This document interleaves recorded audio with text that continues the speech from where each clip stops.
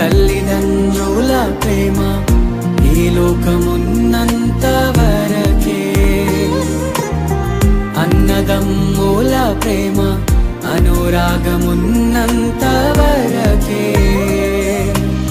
స్నేహితుల ప్రేమ ప్రియురాలి ప్రేమ, స్నేహితుల ప్రేమ ప్రియుని ప్రేమ నిధనమున్నంత వరకే,